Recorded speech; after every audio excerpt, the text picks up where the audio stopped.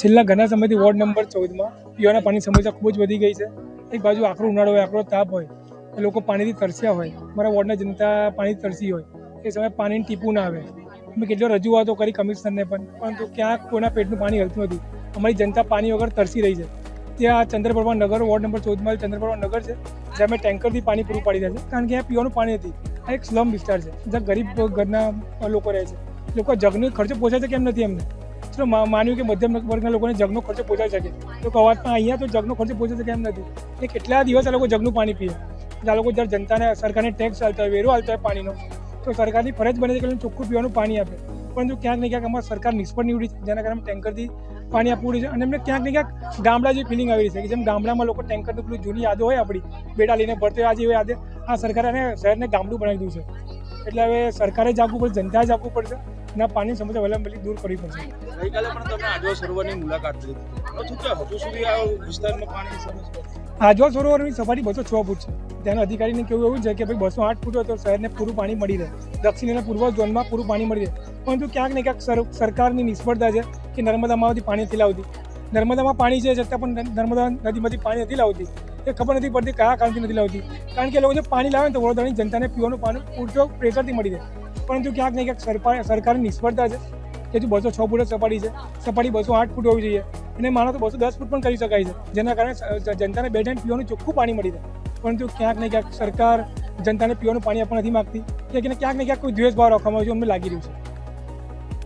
કેમ તમારું પાણીનું ટેન્કર તમારે જાતે લઈને? છેલ્લા 15 દિવસથી ચંદ્રપ્રભા, જે વુડાના મકાનના નામે ઓળખાય છે, આ જગ્યા પર પાણી નથી.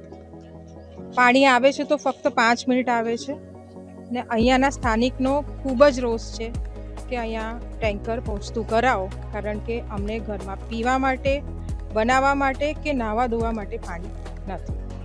તો છેલ્લા કેટલાક દિવસથી હું દરેક બ્લોકમાં હું અને તીર્થ બ્રહ્મભટ્ટ અહીંયા ટેન્કર પહોંચતા કરાઈ રહ્યા છે, અને સાથે સાથે જે અધિકારી છે એમની ટીમને મળીને પણ આજથી 5 દિવસ પહેલાં ખોદકામ કરાવીને જોયું હતું કે પાણી રોકાયેલું કેમ છે. તેનું સમાધાન આવ્યું નથી.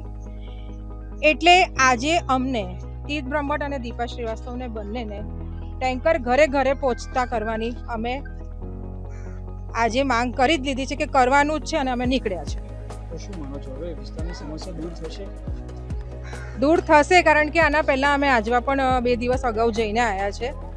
પાણીનો લેવલ બહુ જ ઓછો છે. એના સંજોગોમાં આપણા આખા વડોદરામાં કઈક જગ્યાએ પૂરતું પાણી નથી મળી રહ્યું. કાં તો પછી 10 મિનિટનો કાપ મૂકે છે, કાં તો ફક્ત 15 મિનિટ માટે પાણી આવે છે, એ પણ બહુ જ લો પ્રેશરથી પાણી હોય છે. તો પ્રાર્થના હું ઈશ્વરને એટલી જ કરીશ કે ભલે વહેલી તકે વરસાદ લાવો. ઘેર ઘેર આપણું વડોદરા તરસ્યું છે, પાણી પહોંચવાડું એ સૌ પ્રથમ તો અમારી એક પ્રાથમિકતા છે, અને એ જ સંજોગોમાં હું આજે ટેન્કર ચલાવીને ઘેર ઘેર પાણી પહોંચતું કરી રહી છું. 3 મહિનાથી પાણી આવતું છે નહીં. ટેન્કર મંગાવીએ ત્યારે ટેન્કર આવે છે. હવે આ કેટલા ટાઈમ સુધી આવું ને આવું ચાલવાનું છે? આગળ તમે કોઈને રજૂઆત કરેલી છે પાણી માટે? પાણી માટે કમ્પ્લેન કરેલી છે, આવીને જોઈને જતા રહે છે, કશું કરતા નથી. કેટલા દિવસ દીપાબેનને ફોન કરીએ તે વખતે ટેન્કરે મોકલે છે, પણ એ બી કેટલું મોકલશે મોકલીને? આખા ઉડાના મકાનમાં આવતું નથી પાણી.